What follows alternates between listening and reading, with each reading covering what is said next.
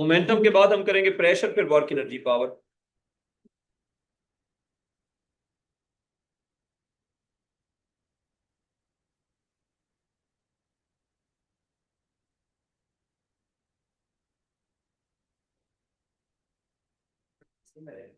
तुम्हें नहीं मिला?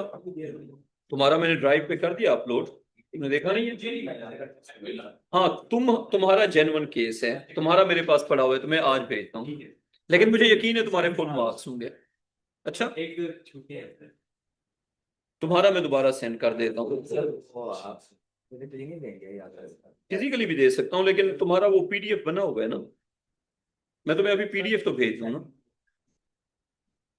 मैं तुम्हें टेस्ट की पीडीएफ, टेस्ट की, तुम्हारे टेस्ट की, तुम्हारी रिटर्न टेस्ट की पीडीएफ और मार्किंग दोनों भेज देता हूँ, ठीक है?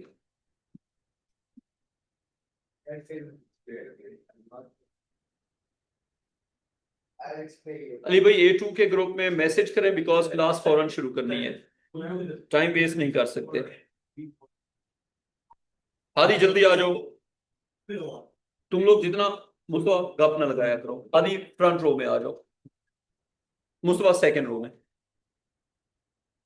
हाँ, और गप शप ना लगाया करो, फौरन आके पढ़ाई शुरू किया करो। बस आवाज नहीं, आवाज नहीं, डांट पड़ जाएगी मन। अच्छा, ऑसिलेशन हमने शुरू किया था, एंड हम कल जो है ना इक्वेशन लिखने की प्रैक्टिस कर रहे थे, ऐसे ही है ना? अच्छा, आज मैं आपको एक क्वेश्चन दूंगा जिसकी आप इक्वेशंस लिखेंगे फटाफट, टाइम लगाए बगैर। क्वेश्चन लिखें फटाफट। बल्कि पहले एक काम करें, हमने रेट वाला पार्ट कल डिस्कस किया था या नहीं किया था, जल्दी बताओ। थोड़ा सा किया था। तो आपको साइन या कॉस का रेट फाइंड करना आना चाहिए। रेट को मैथ्स में कहते हैं डेरिवेटिव, लेकिन डेरिवेटिव हमारे फिजिक्स में नहीं है, लेकिन रेट है फिजिक्स में। लिखें रेट ऑफ चेंज ऑफ, अब मैं जनरल फॉर्म लिखूंगा, amplitude times cos times omega t. You know that it's a general form. This is a general form of the equation. If you have cos, if you have cos and you're doing rate of change, then the sign will change. If it's a cos, then sign will change. So it will become negative. Coefficient of time is multiplied outside. So it becomes negative a omega, and cos की जगह sin और omega T. ठीक है, कर दिया? अच्छा, नीचे वाला लिखो रेट ऑफ चेंज। अब मैं 3-4 लिखता हूं जिसके आप आंसर लिखेंगे जल्दी जल्दी। Rate of change of negative A cos omega T, rate of change of positive A sine omega T. Hasan, notebook निकालो, जल्दी से लिखना शुरू करो। Rate of change of negative A sine omega T. हाँ हाँ ठीक है बेटा, इनके आंसर आपने क्विकली लिखने हैं, टाइम नहीं लगाना, फटाफट। हसन, मैंने एक सवाल दिया हुआ है बोर्ड पे, मैथ्स पढ़ते हो? मैथ्स पढ़ते हो? मैंने कहा मैथ्स तुम्हारा सब्जेक्ट है या नहीं है? अच्छा, A1 में पढ़ा हुआ है ना, इनके डेरिवेटिव लिखो। अली भाई, कोई बात पूछनी है तो क्लास के बेशक बाद में पूछ लीजिएगा, या मैसेज कर देंगे तो मैं रिप्लाई कर दूंगा आपको। मैसेज करके बस हाथ हिला दिया करें ताकि मैं देख भी लिया करूं। हाँ, ये जो पहले वाले में आपने किया है, हाँ, एक के साथ हमेशा मल्टीप्लाई होता है। हाँ, टाइम का कोएफिशिएंट बाहर मल्टीप्लाई होता है, तो ये बन जाएगा हमारे पास ना, माइनस नहीं प्लस। जब कॉस होगा तो साइन चेंज होगा, कॉस का जो भी साइन होता है वो उल्टा हो जाता है, तो प्लस ए और साइन ओमेगा बाहर मल्टीप्लाई हो जाएगा ना, ओमेगा और साइन ओमेगा टी। हादी आइए समझ।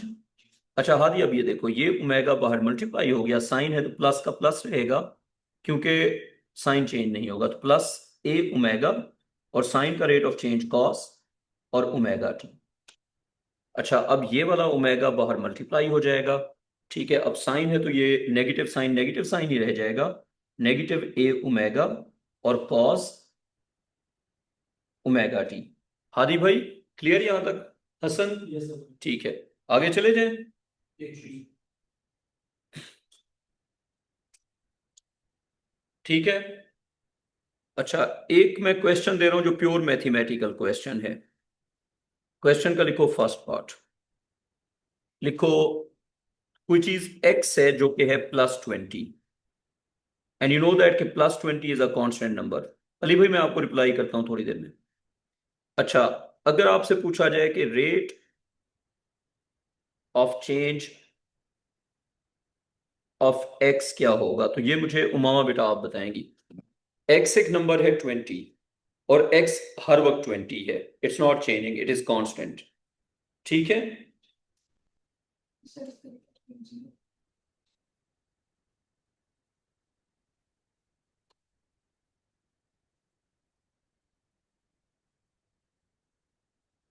मैं इस पे आपको अपडेट करता हूँ अली भाई, ठीक है।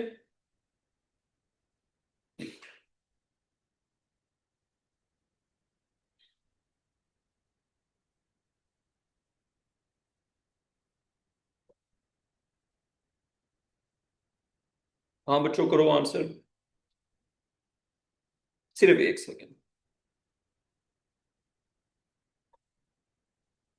अच्छा, अब इसका आंसर अगर मैं करता हूं तो मैं क्या करूंगा, rate of change of x, किसी कांस्टेंट नंबर का जो रेट ऑफ चेंज होता है वो जीरो होता है, याद रहेगा। अब आपको मैं ट्रिकी सवाल दे रहा हूं, देखते हैं आप क्या करते हैं। एक नंबर है वाई, वो है 3 sin of πt -50। आपने बताना है कि rate of change of Y क्या होगा। आपने क्या बताना है, rate of change of Y क्या होगा, शाबाश बताओ। हसन, वाई है 3 sin of πt -50, and you have to tell कि what is rate of change of Y. अब यह बेटा ये जल्दी से करना है।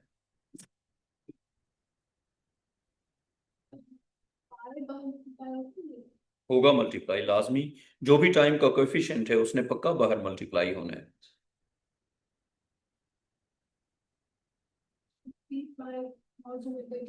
जी जी, अगर मैं इसको करूंगा तो मैं करूंगा, देखें, rate of change of Y will be, ये पाई बाहर मल्टीप्लाई होगा, तो ये बन जाएगा हमारे पास, एक तो साइन है तो साइन चेंज नहीं होगा, तो ये बन जाएगा 3 pi, and you know that sine का रेट ऑफ चेंज कॉस होता है, cos of pi T, and constant का रेट ऑफ चेंज जीरो होता है, तो it will be 3 pi cos of pi T.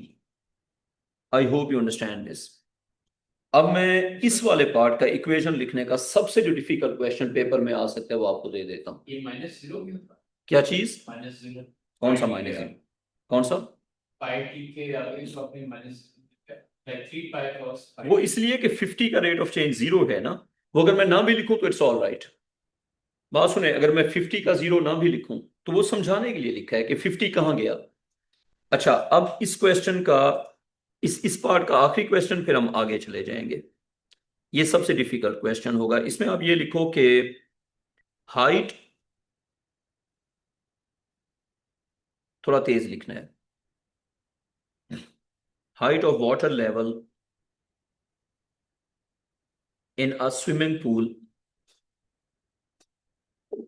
height of water level in a swimming pool is, height of water level in a swimming pool is 220 centimeter. A dipper, a dipper vibrates A dipper vibrates to generate water waves. एक dipper क्या करता है, vibrate करता है, और क्या generate होती हैं, वाटर वेव्स जनरेट होती हैं. अ water molecule, a water molecule vibrates such that the minimum height of the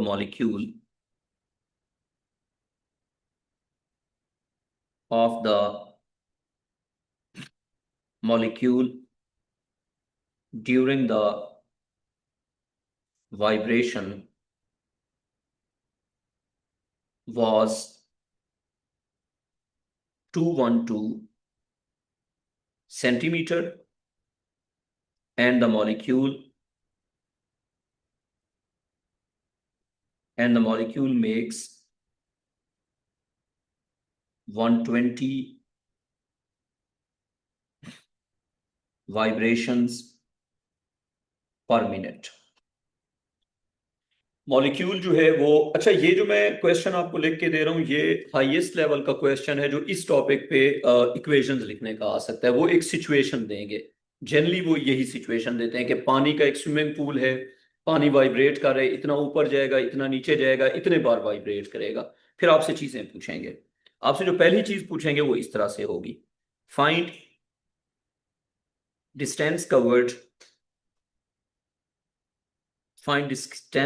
by the molecule. Find distance covered by the molecule in one complete vibration. इसका answer आपने जल्दी से बताना है. Find distance covered by the molecule in one complete vibration. एक complete vibration में molecule का distance बताओ और क्विकली बताओ. आदि इतना टाइम नहीं है, जल्दी करो, वहां मेरा टाइम लिमिटेड है, ठीक है, तो जल्दी से करो आंसर. अच्छा बेटा, आपका क्या आंसर है? 32 इज द करेक्ट आंसर. तो ऐसा है कि सबसे पहले आपको एम्पलीट्यूड चाहिए. क्या चाहिए आपको? एम्पलीट्यूड. तो आपने यूं करना है, ये है मीन लेवल, ये क्या है, मीन लेवल. अब जब वेव बनेगी तो इसमें अपर एक्सट्रीम और लोअर एक्सट्रीम, ठीक है. तो मीन लेवल, अपर एक्सट्रीम, लोअर एक्सट्रीम, और इन दोनों के बीच में क्या होता है, एम्पलीट्यूड होता है. अब बात यह है कि मीन लेवल की हाइट है 200 सेंटीमीटर. मीन लेवल की हाइट क्या है बेटा? 200 सेंटीमीटर. इसको आप कह सकते हैं एच. एच मीन भी कह सकते हैं, एच भी कह सकते हैं, आप एच कह दो, ठीक है. अब ऊपर वाले की हाइट को एच मैक्स कह देते हैं, नीचे वाले की हाइट को एच मिन कह देते हैं. एच मैक्स हमें नहीं गिवन, एच मिन गिवन है. एच मिन कितना गिवन है? एच मिन गिवन है 2. अच्छा मैंने वो 200 जिसको लिखा है वो 220 था ना, ये था 220 और ये है 212. तो amplitude can be H max minus H या एच माइनस एच मिन. तो 220 माइनस 212 तो क्या हो गया? 8 सेंटीमीटर. कोई कंफ्यूजन यहां तक? क्वेश्चन का सेकंड पार्ट देखो. Right an equation, write an equation to represent displacement x in millimeter. जब एग्जामिनर कहेगा ना डिस्प्लेसमेंट, तो ये भी तो बताएगा ना कि कहां से ले रहे हैं. Displacement x in millimeter of the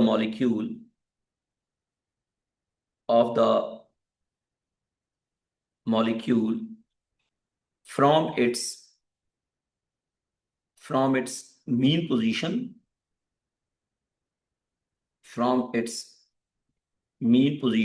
in terms of time t in millisecond. यहां पे मैंने आपको यूनिट्स में ट्रैप किया हुआ है। किस में ट्रैप किया हुआ है? यहां पे आपको यूनिट्स में ट्रैप किया हुआ है। जिसका आंसर हो जाए मुझे जल्दी से बताना है, टाइम नहीं है बहुत ज्यादा, जल्दी जल्दी करना है।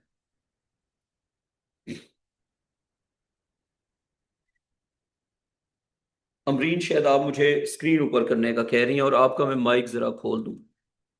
ये ओ लेवल की क्लास के बाद बस माइक्स बंद होते हैं ना, ये बड़ा मसला है।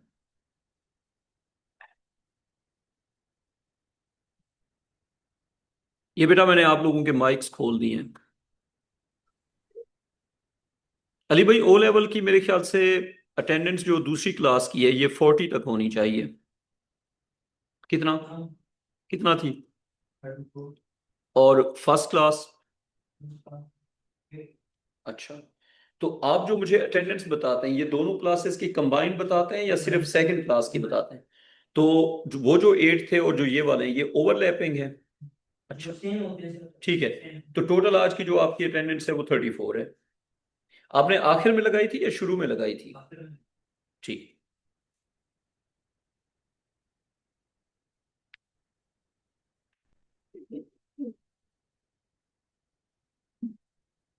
हो गया।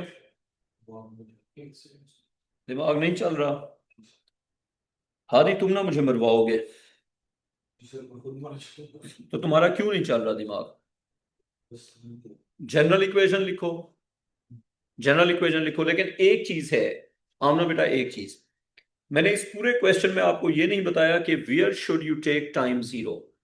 नहीं बताया हुआ ना? आपको ये तो नहीं बताया हुआ कि टाइम जीरो पे मॉलिक्यूल कहां पे था। अगर नहीं बताया हुआ तो you have to define that. जब आप टाइम के साथ इक्वेशन लिखते हैं, अगर एग्जामिनर रेफरेंस बताएगा, इसमें एग्जामिनर ने आपको रेफरेंस नहीं बताया होगा, तो अब आप खुद लिखेंगे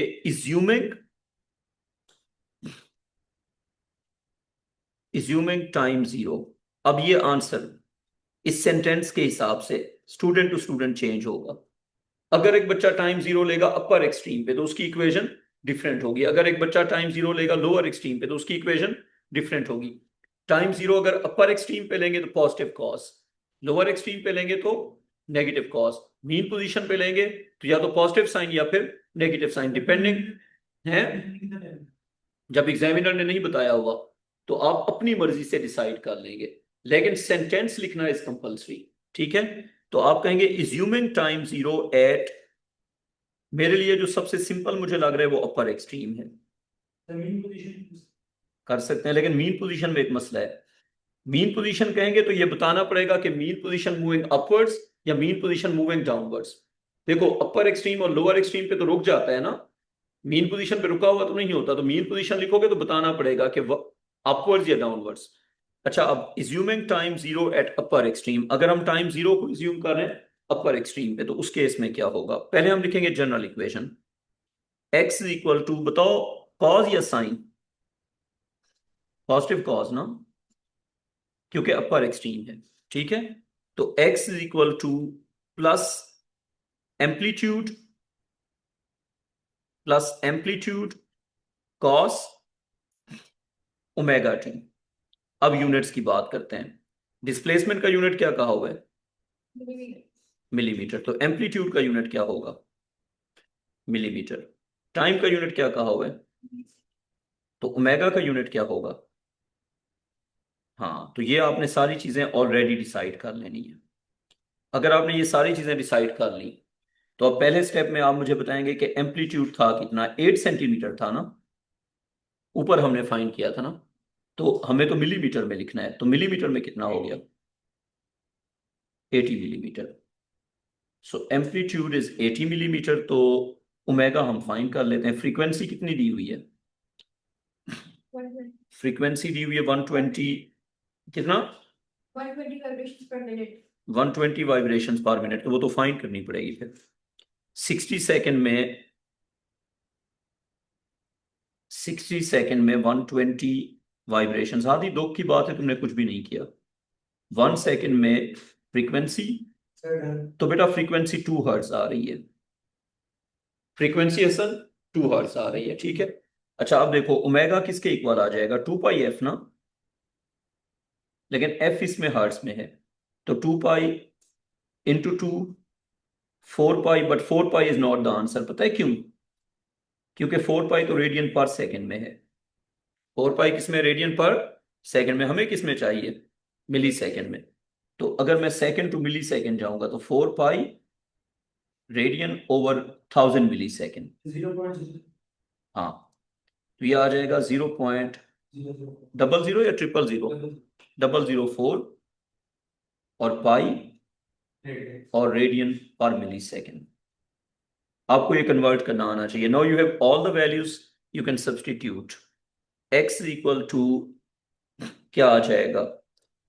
80 मिलीमीटर, 80 मिलीमीटर, और cos ऑफ ओमेगा की जगह क्या आ जाएगा? ओमेगा की जगह आ जाएगा 0.004 पाई, और साथ आ जाएगा t। So this is the equation जो उन्हें पूछी हुई थी। आ गई समझ?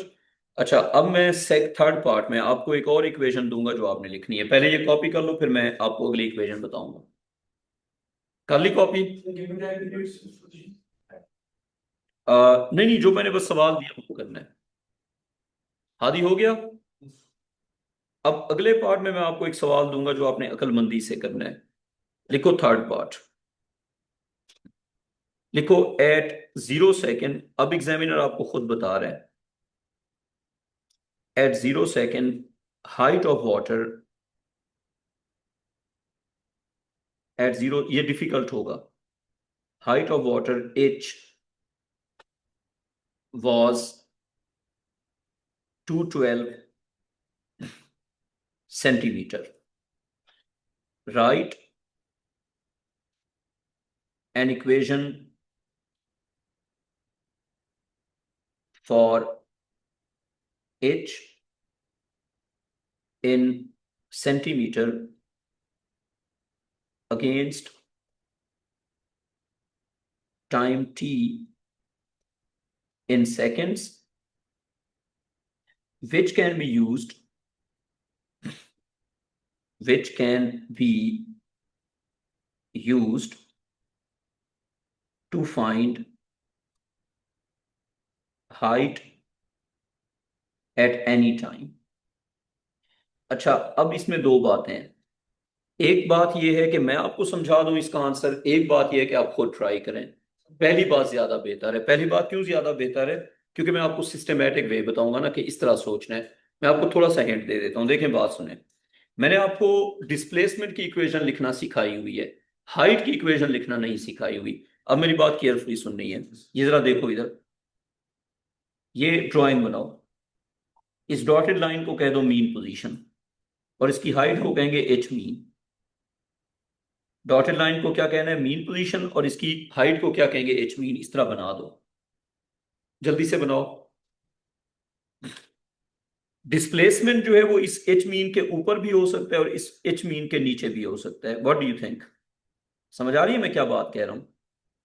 डिस्प्लेसमेंट अगर ऊपर होगा तो पॉजिटिव होगा, अगर नीचे होगा तो नेगेटिव होगा। Got it? अब बात यह है कि एक सिंपल रूल है कि डिस्प्लेसमेंट जो भी होगा, अगर हम उस डिस्प्लेसमेंट को एच मीन के अंदर ऐड करते हैं तो हमें इंस्टेंटेनियस हाइट मिल जाएगी। ये ड्राइंग देखेंगे तो आपको समझ आ जाएगी बात, और ये हर वक्त अप्लाई होगा। अगर आप एच मीन के अंदर डिस्प्लेसमेंट को ऐड किया करेंगे तो आपको क्या मिलेगी? उस इंस्टेंट पे जो हाइट है वो मिलेगी। So the equation is always, ये हमेशा अप्लाई होगी। H instantaneous. हमने बेटा आपको एच इंस्टेंटेनियस का मतलब समझ आ रहा है ना, कि किसी भी इंस्टेंट पे जो हाइट है वो इक्वल होगी मीन पोजीशन की height plus the displacement. So basically, you should write an equation for the displacement and then add that to the mean height. यहां से आगे आप खुद करें। अब आपको यहां तक समझ आ गई जो मैंने ये सारी बात लिखी है? इसके आगे आप खुद करो।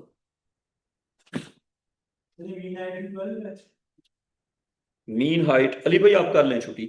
जो मीन हाइट है वो है 212। बेटा मीन हाइट जो है वो 212 है।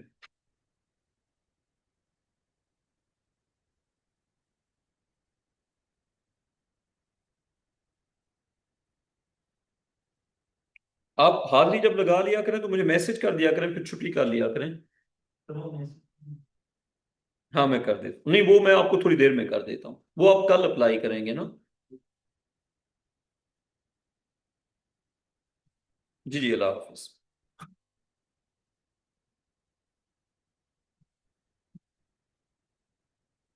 मैंने आपका सवाल बहुत आसान नहीं कर दिया? अच्छा आप मुझे बताओ कि time zero is at lower extreme, upper extreme और mean position. Time zero is at the lower extreme, 220 is the mean position, 212 is the lower extreme. बताओ 220 टाइम जीरो कहाँ पे है? लोअर एक्सट्रीम पे। जब टाइम जीरो लोअर एक्सट्रीम पे होगा, यानी कि अगर मॉलिक्यूल की वाइब्रेशंस को आप ऑब्जर्व करते हैं तो मॉलिक्यूल जो है वो 0 सेकंड पे किस जगह पे है? वो 0 सेकंड पे लोअर एक्सट्रीम पे है। ये वाइब्रेशन है। एक वाइब्रेशन कंप्लीट करने के टाइम को हम कहते हैं टाइम पीरियड, आधी वाइब्रेशन के टाइम को हम कहते हैं half time period, quarter time period and 3/4 time period. But at 0 second, it is at the lower extreme. Now, this is a graph of negative cos. So पहले हम लिखेंगे displacement की इक्वेशन, लेकिन हमारा जो आंसर है वो डिस्प्लेसमेंट नहीं है, हमने लिखना किसकी है? हाइट की। जब भी वो आपसे हाइट पूछें आप लिखेंगे डिस्प्लेसमेंट। जब भी वो आपसे हाइट पूछेंगे आप लिखेंगे किसकी? डिस्प्लेसमेंट की। तो displacement x is equal to negative of amplitude times cos omega T. समझ नहीं आई तो मुझे बताओ, आ गई है तो बता दो। अमरीन आपको आ गई है समझ? मैंने नेगेटिव कॉस की इक्वेशन क्यों लिखी है? बिकॉज वो लोअर एक्सट्रीम पे था। अच्छा अब हम लिखेंगे x is equal to negative of what is the value of amplitude? 8। So 8 उसने यूनिट सेंटीमीटर का हुआ मिलीमीटर का हुआ? सेंटीमीटर। 8 सेंटीमीटर कॉस, और टाइम भी सेकंड्स में कहा हुआ है ना, तो फिर ओमेगा को हम सेकंड वाला पुट करेंगे 4 पाई। तो ये आ जाएगा 4 पाई और टी क्या आ जाएगा? 4 पाई टी। 4 pi T. तो x is equal to -8 cos 4 pi T. Amna ये आंसर नहीं है, बताओ क्यों? हाँ जी, तो एच मीन इसमें ऐड करना है, तो ऐसे होगा h is equal to H mean -8 cos 4 pi T. अब इस सवाल में ना इक्वेशन लिखने वाला जो सारा पार्ट है वो मैंने बहुत डिटेल में आपको समझा दिया है। जैसे एक होगा सिर्फ डिस्प्लेसमेंट का इक्वेशन, एक होगा वो कहेंगे अच्छा दीवार के साथ, फ्लोर के साथ, छत के साथ इतना ऊपर नीचे है, तो उसके रिस्पेक्ट से बताओ। ये हमने वो जो स्विमिंग पूल है उसके फ्लोर के हिसाब से बता दिया है। अच्छा एच मीन 220 है, तो 220 और माइनस क्या हो गया 8, 4 पाई। बेटा आ गई समझ? अच्छा अब हम आते हैं जी क्वेश्चन के फोर्थ पार्ट पे। बेटा नॉर्मल बच्चों के लिए तो ये बहुत डिफिकल्ट है। ठीक है, अब तुम अगर जिन हो तो फिर कुछ नहीं कह। डिफिकल्ट था, इतना आसान तो नहीं था। Take time zero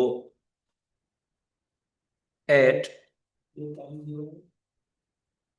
h is equal to 228 centimetre. क्या मतलब इसका? Upper extreme. बात सुनो, 220, 212, 228, तो 228 क्या हो गया? अपर एक्सट्रीम। ठीक है, राइट। राइट एन इक्वेशन, बेटा सिर्फ एक सेकेंड रुक जाए। Right an equation for velocity v, और साथ एग्जामिनर यूनिट बताएगा। यूनिट को अच्छी तरह ऑब्जर्व करना है, मीटर पर सेकेंड एंड ए। अब यहां पे एग्जामिनर यूनिट्स पे खेल रहे हैं, यानी कि वो एक जगह पे मीटर बता रहा है, एक जगह पे सेंटीमीटर, एंड वो ये भी सोच रहा है कि ये बच्चे गलत करेंगे क्योंकि वो मीटर और सेंटीमीटर में कंफ्यूज हो जाएंगे। अच्छा, write an equation for velocity in metre per second, acceleration in centimetre per second square in terms of T in seconds. अब टी का भी यूनिट आपने इग्नोर नहीं करना है, तो ये है जी आपका काम। अच्छा ये बेटा आप देख लें जरा,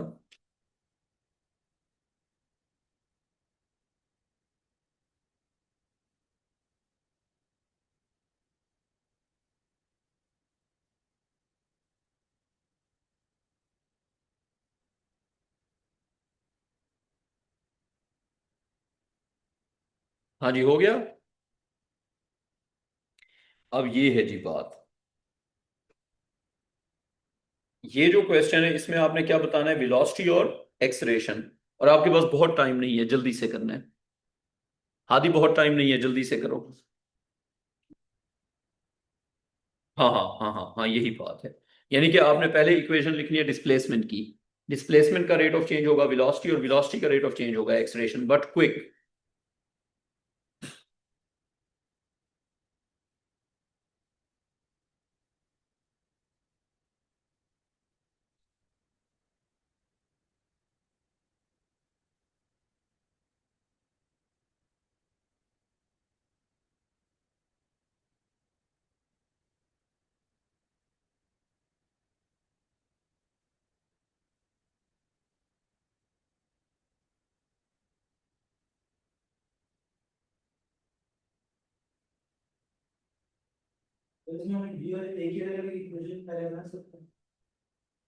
और थोड़ा जल्दी करना है लेकिन, आमना आपका हो जाए तो मुझे बताना है।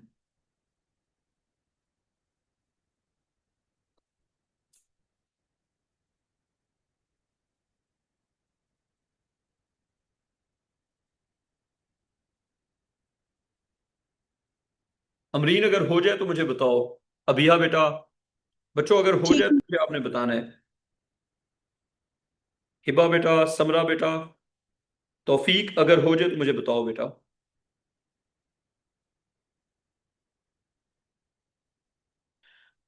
बच्चों बहुत टाइम ना लगाओ ना यार। आमना अपर एक्सट्रीम या लोअर एक्सट्रीम? सो एक चीज याद रखो, वेलोसिटी की इक्वेशन लिखने के लिए डिस्प्लेसमेंट की कंपलसरी होती है। You always start with the displacement. So x is plus amplitude cos omega T.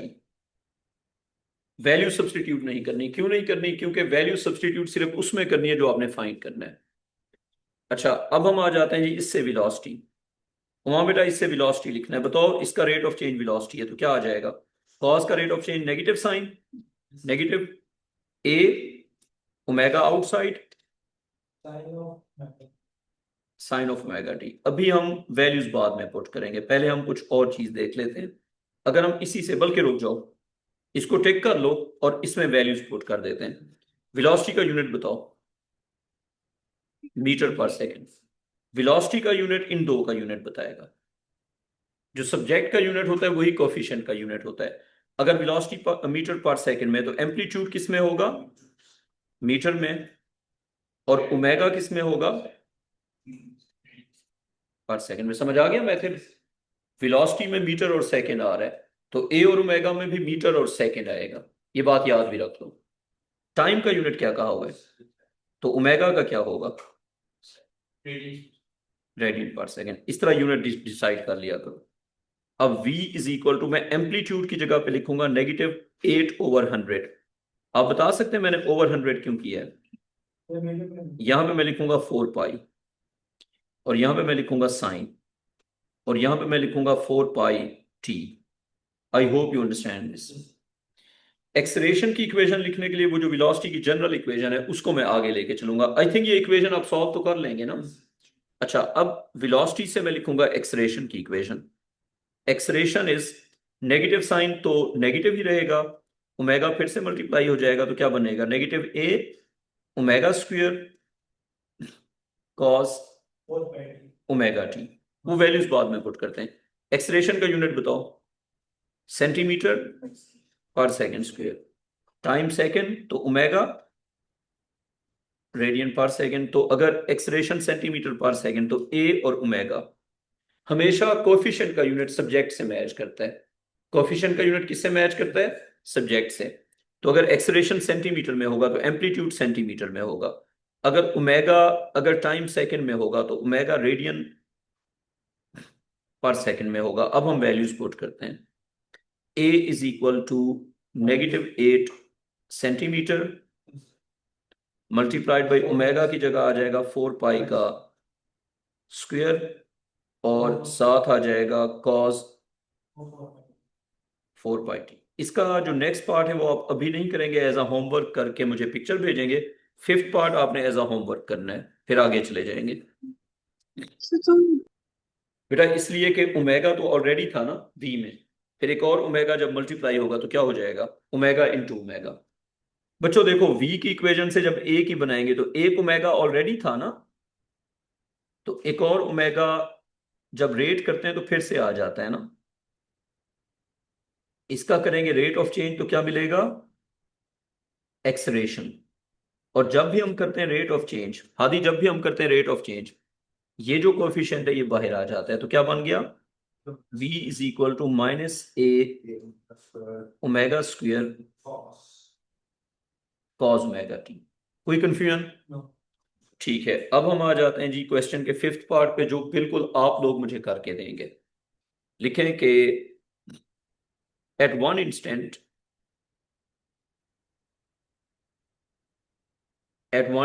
the molecule was at a height of 220 centimeter and it was moving downwards. At one instant, the molecule was at a height of 220 centimeter and it was moving downwards. ठीक है, height कितना थी 220 और move किस तरफ कर रहा है, नीचे की तरफ। क्या आप ऊपर करेंगे? जी जी बेटा बिल्कुल, बेटा आप साथ लिखा करें ना, क्वेश्चन में देख लेना। मीन है बेटा, मीन है, सेंटर है। अच्छा, at one instant the molecule was at a height of 220 centimeter and it was moving downwards. Find the height, velocity and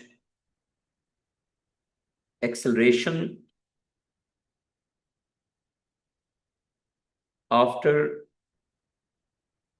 0.235 seconds, यानी कि उस इंस्टेंट के 0.235 सेकंड के बाद कितनी हाइट पे होगा, क्या उसकी वेलोसिटी होगी, क्या उसका एक्सेलरेशन होगा।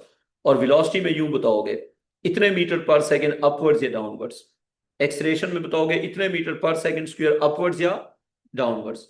अपवर्ड्स डाउनवर्ड्स क्या होगा, प्लस या माइनस। ठीक है, तो पूरा आंसर बताना है, मैग्नीट्यूड भी और डायरेक्शन भी। ये आपने करके मुझे क्या भेजनी है, picture, both magnitude and direction. We are done with this part of equations, अभी आगे मूव करेंगे आपकी मर्जी के।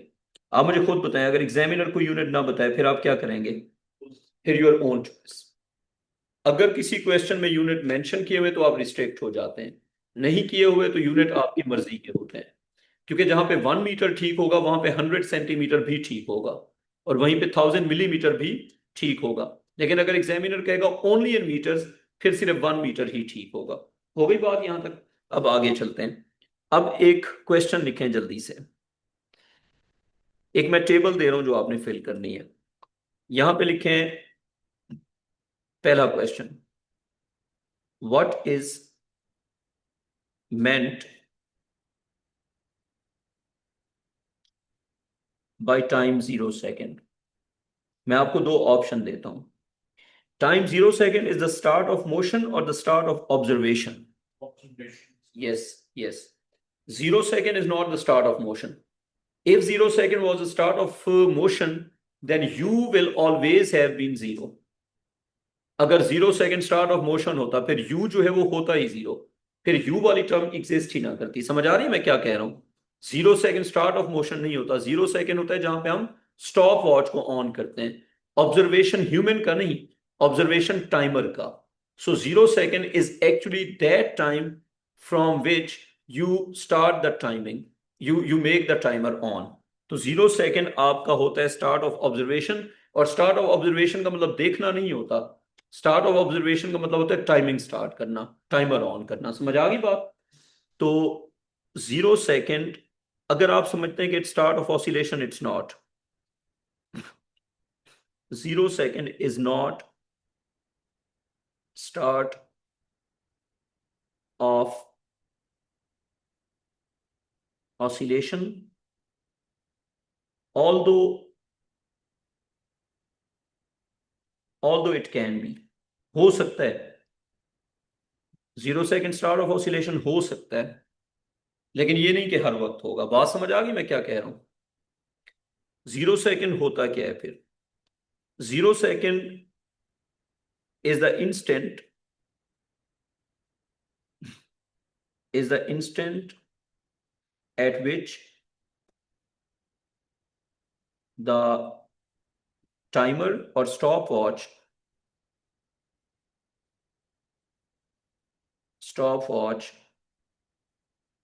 is made on। 0 सेकंड वो टाइम होता है जहां जहां से आपका टाइम इंटरवल स्टार्ट होता है, जहां पे आप स्टॉप वॉच को ऑन करते हैं। ठीक है? अच्छा, नंबर 2 पे आ जाओ। नंबर 2 पे लिखो टाइम 0, और फिर इधर लिखो कॉस और साइन। टाइम 0 है जी अपर एक्सट्रीम पे, तो आप क्या यूज करेंगे? अपर एक्सट्रीम, या फिर उसको हम हॉरिजॉन्टल ऑसिलेशन में क्या कह देंगे? Right extreme. वर्टिकल में जो अपर होगा वो हॉरिजॉन्टल में क्या होगा? राइट। ठीक है? तो अगर अपर एक्सट्रीम या राइट एक्सट्रीम होगा तो हम यूज करेंगे पॉजिटिव कॉज। लेकिन एक मसला है, क्या एग्जामिनर इसको इन्वर्ट कर सकता है? The answer is yes. क्यों? क्योंकि एग्जामिनर जो है वो अपवर्ड्स और डाउनवर्ड्स का कन्वेंशन उलट कर सकता है, और दो हम नहीं करेंगे, लेकिन कुछ क्वेश्चंस में एग्जामिनर ने एक आध बार किया हुआ है। फॉर एग्जांपल, जैसे हम कॉज को विजुअली देखते हैं ना कि कॉज इस तरह से, तो एग्जामिनर अगर साइन कन्वेंशन उलट कर दे तो फिर पॉजिटिव कॉज नेगेटिव कॉज हो जाएगा और नेगेटिव कॉज पॉजिटिव कॉज हो जाएगा। तो हम अपनी तरफ से जब टाइम 0 लेंगे अपर एक्सट्रीम पे तो हमारे हिसाब से पॉजिटिव कॉज होगा। लेकिन अगर एग्जामिनर ने कह दिया take downwards to be positive and upwards to be negative, तो क्या एग्जामिनर कह सकता है या नहीं कह सकता? बिल्कुल कह सकता है। उस केस में थोड़ा सा रुक जाए बेटा। Positive cause unless stated otherwise, ये अपने वर्ड्स में अपने समझने के लिए हम लिख रहे हैं, आप भी ये अपने समझने के लिए अपने वर्ड्स में लिख लो कि अगर एग्जामिनर उल्टा बताएगा फिर हम उल्टा करेंगे। हाँ बेटा बताएं। सर थोड़ा सा ऊपर करें। पॉजिटिव कॉज इसलिए बनेगा कि ऑसिलेशन जो है ना, जब आप स्टार्ट करेंगे, देखें ये हो गई मीन सर पोजीशन। थोड़ा ऊपर करें। बेटा सिर्फ एक सेकंड, मैं उस पे वापस जाऊंगा बेटा टेबल पे। ये हो गया सर अपर टेबल एक्सट्रीम, ऊपर। ये क्या हो गया? अपर एक्सट्रीम। ये हो गया लोअर एक्सट्रीम। ठीक है? तो जहरी सी बात है, जब आपका टाइम 0 होगा अपर एक्सट्रीम से तो आपकी ऑसिलेशन कहां से स्टार्ट होगी? अपर एक्सट्रीम से। तो क्या शेप बन रही है? तो टाइम 0 का मतलब है कि which point is your starting point. तो स्टार्टिंग पॉइंट के हिसाब से, अच्छा हमारे हिसाब से तो पॉजिटिव कॉज बन रहे हैं, लेकिन एग्जामिनर इसको उलट भी कर सकता है, हम खुद से उलट नहीं करेंगे। जी बेटा अपना सवाल पूछें। सर इससे थोड़ा ऊपर करेंगे इस क्वेश्चन का जी ऊपर जी थोड़ा। बेटा बिल्कुल करेंगे, ये लें। तो अपर एक्सट्रीम या राइट एक्सट्रीम पे अगर टाइम 0 होगा तो पॉजिटिव कॉज लिखो, लोअर एक्सट्रीम और लेफ्ट एक्सट्रीम। ये एग्जामिनर वाली बात साथ लिखनी है कि हम तो इस तरह लेंगे, लेकिन एग्जामिनर इसको उलट भी कर सकता है। लोअर के लिए होगा नेगेटिव कॉस। हाँ हाँ। तो अगर हम लेते हैं लोअर एक्सट्रीम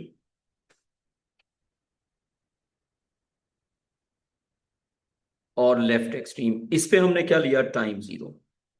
अगर हमने टाइमर को ऑन किया कहां से? लोअर एक्सट्रीम से या फिर लेफ्ट एक्सट्रीम से, तो ये हो जाएगा नेगेटिव कॉस। अब आपको समझाने की जरूरत है या आ रही है समझ?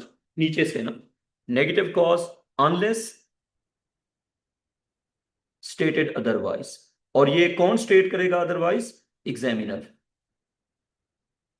एग्जामिनर उलट कर सकता है, उसके पास है choice. Next one, if time 0 is at mean position moving up, if time 0 is at mean position, आप मुझे खुद बताएं, मीन पोजीशन पे अप भी हो सकता है और डाउन भी हो सकता है। तो मीन पोजीशन मूविंग अप होगा तो positive sine, mean position moving down होगा तो नेगेटिव साइन। यहां से आगे कल कंटिन्यू करेंगे। ऑसिलेशन अगले 2 दिन में या 3 दिन में खत्म हो जाएगा, थोड़ा सा स्पीड पकड़ेंगे। तो हमारे सिलेबस के टाइमलाइन का मसला नहीं होगा, आपको आता है या नहीं आता उसका मसला होगा। तो जो चीज खत्म हो रही है उसके पास पेपर साथ साथ करो। कोई चैप्टर अगर खत्म हो रहा है तो पास पेपर साथ करो, अभी भागो। ऑसिलेशन खत्म होगा तो फौरन इसके पास पेपर करो। सर इसके बाद कितने चैप्टर्स रहते हैं? बेटा आपका सिलेबस टाइमली होगा, वो टेंशन ही आप छोड़ दें, बस आपको आता नहीं होगा, ये मसला है। मतलब इन जनरल बच्चों को नहीं आता होगा, मैं आपका नहीं कह रहा। सिलेबस टाइमली होगा, बच्चों को आता नहीं होगा, दैट इज अ प्रॉब्लम। अगर आता होगा तो मसला नहीं है। बहुत जल्दी कर लिया है, पिक्चर भेज दो।